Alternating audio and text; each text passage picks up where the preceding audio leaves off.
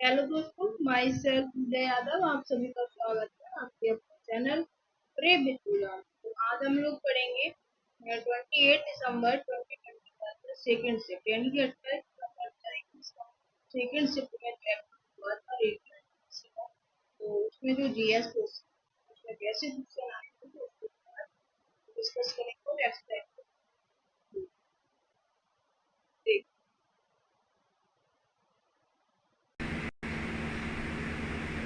कि जलियांवाला बाग हत्याकांड कब हुआ था। जलियांवाला बाग था, उसका हत्याकांड कब हुआ था? तो 13 अप्रैल 1919 को हुआ था। कब हुआ था? 13 अप्रैल 1919 को हुआ था। नेक्स्ट देख लेते हैं।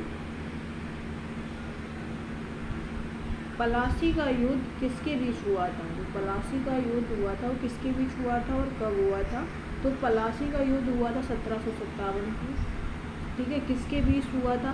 रॉबर्ट क्लाइव एवं नवाब सिराजदौला, यानी कि दो लोगों के बीच हुआ था, क्लाइव के और नवाब सिराजदौला, यानी कि जो सिराजदौला था उसके बीच हुआ था और क्लाइव के बीच हुआ था। ठीक है, सापेक्षा का सिद्धांत किसने दिया था?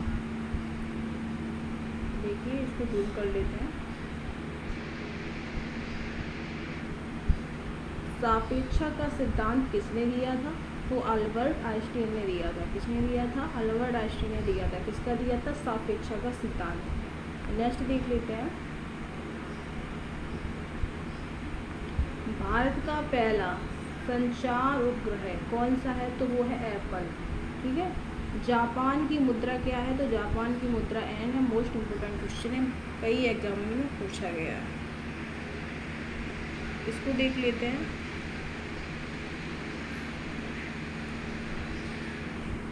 BARC का फुल फॉर्म है भाभा एटॉमिक रिसर्च सेंटर।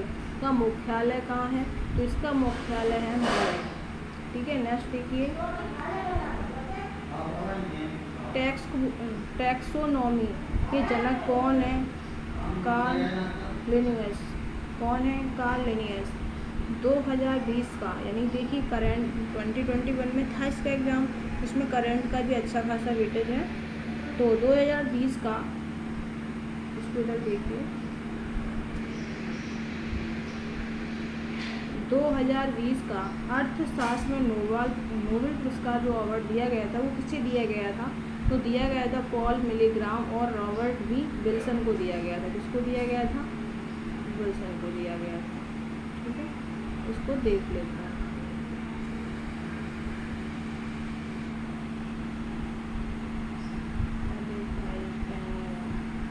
ठीक है, नेक्स्ट देख लेते हैं। 45वां फिल्म फेयर अवार्ड 2020 में बेस्ट फिल्म का अवार्ड किसे दिया गया था? वो दिया गया था गिली बॉय को। किसको दिया गया था? गिली बॉय को दिया गया था। किसका? 45 का फिल्म फेयर अवार्ड, यानी कि। नेक्स्ट देख लेते हैं। संविधान सभा का प्रचार सर्वप्रथम किसने किया था, यानी कि जो संविधान सभा है उसकी सबसे पहले मांग किसने की थी? किसके पास ये विचार आया था? तो मोतीलाल नेहरू थे, और जिनकी पार्टी थी, मोतीलाल नेहरू थे जिनकी पार्टी थी स्वराज पार्टी। उन्होंने 1934 में इसका विचार और को प्रथम बार सर्वप्रथम मतलब ये मांग की थी कि संविधान होना चाहिए। ठीक है, नेक्स्ट देखिए। टेहरी बांध, टेहरी बांध किस राज्य में? तो टेहरी बांध जो है उत्तराखंड में है, भागीरथी नदी पर है। नेक्स्ट देखिए। संगीत उद्योग में उपलब्धियों को पहचानने के लिए कौन सा अवार्ड दिया जाता है? तो ग्रैमी अवार्ड दिया जाता है। ठीक है, संगीत के क्षेत्र में। NIU का फुल फॉर्म क्या है? NIU का फुल फॉर्म क्या है? तो इसको देखिए क्या है? Network interface unit. ये कंप्यूटर से क्वेश्चन है, जैसा आप देख पा रहे होंगे कि फुल फॉर्म में पूछी गई है, हर एक उसमें भी पूछी गई थी। देखिए, इसमें भी पूछी गई है। नेक्स्ट देख लेते हैं। इसको पहले यहाँ से ये है,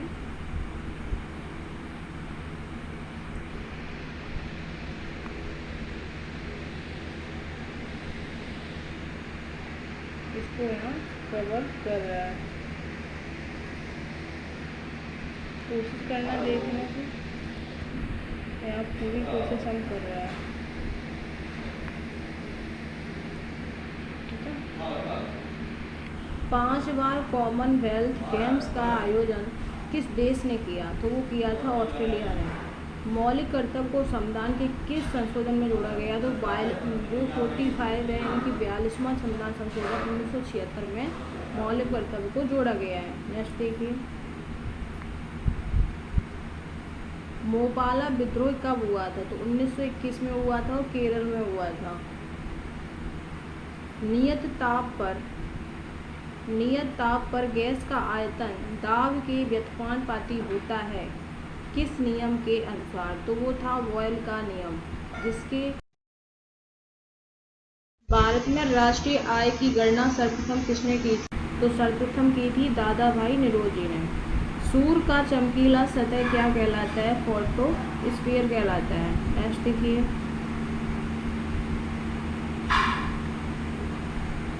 रक्त परिसंचरण तंत्र का भाग नहीं है, तो बड़ी आंत नहीं है, ये विकल्प के अनुसार आप टिक कर सकते हैं। नेक्स्ट देखिए, जलियांवाला बाग हत्याकांड के समय भारत का वायसराय कौन था? इसको मैं थोड़ा जूम कर देती हूँ, देख लीजिए। इसमें क्वेश्चन ये था कि जब जलियांवाला बाग हत्याकांड हुआ था उस समय भारत का वायसराय कौन था? तो उस समय भारत का जो वायसराय था वो था लॉर्ड चैम्फोर्ड।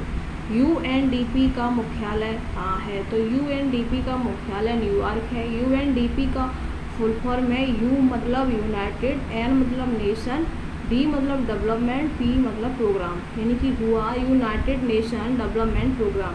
इसको हिंदी में बोलेंगे संयुक्त राष्ट्र विकास कार्यक्रम। इसकी स्थापना 22 नवंबर कब हुई थी? 22 नवंबर 1965। किसकी? यूएनडीपी की, यानी यूनाइटेड नेशन डेवलपमेंट प्रोग्राम, संयुक्त राष्ट्र विकास कार्यक्रम। नेक्स्ट देखिए,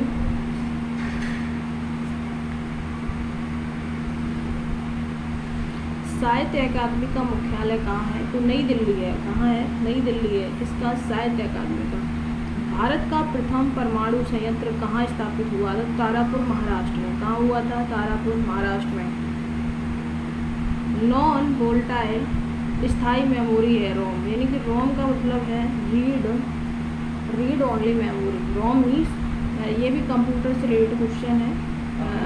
रोम रीड ओनली मेमोरी, किसको बोलेंगे? Read only memory.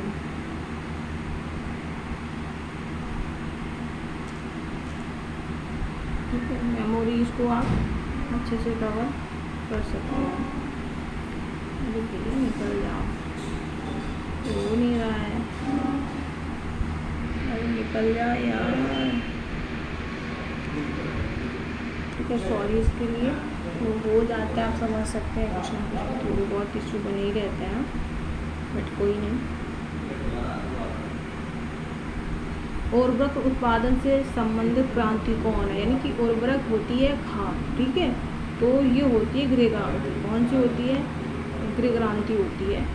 अब वो आपसे पूछेगा कौन सी अदिश राशि है? तो अदिश राशि देख लीजिए, चाल, दाब, दूरी एवं ऊर्जा। देखिए अदिश राशि और सदिश राशि, जैसे अगर आपको सदिश राशि पता करनी है तो अक्सर 90% ये होता है उसमें वेग लघु से वेग हुआ, संवेग हुआ, आवेग हुआ, और ये सारी जो राशि होती हैं वो अक्सर क्या होती है? सदिश राशि होती है। तो बाकी का चाल, दाब, दूरी, इसकी कोई जिसकी दिशा नहीं होती उसमें अदिश राशि, जिसमें दिशा होती है उसको हम सदिश राशि बोलते हैं। बस इतना से याद रखना है। नेक्स्ट देख लेते हैं,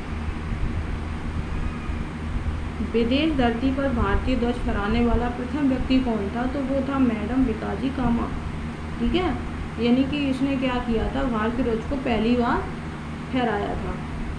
विधान परिषद को समाप्त करने वाला राज्य कौन सा है? तो वो राज्य है आंध्र प्रदेश। शिव कुमार शर्मा किस वाद्य से संबंधित थे? तो शिव कुमार जो शर्मा थे वो संतूर वादक थे। क्या थे? संतूर वादक थे। इसको देख लेते हैं, मिशन इंद्रधनुष किससे संबंधित है? तो मिशन इंद्रधनुष से वो सार्वजनिक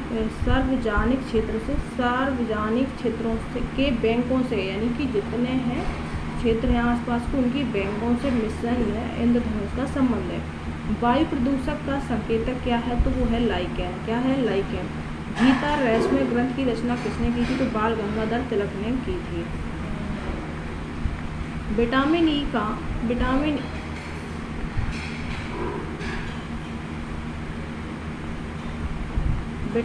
का रासायनिक नाम क्या है? तो विटामिन ई का रासायनिक नाम है टोकोफेरॉन।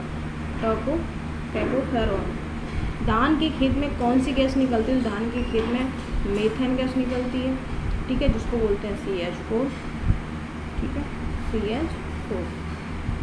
नेक्स्ट देख लेते हैं, अनुच्छेद 1235 किससे संबंधित है? तो अनुच्छेद 1235 मूल अधिकार से संबंधित है। किससे संबंधित है? मूल अधिकार से संबंधित है।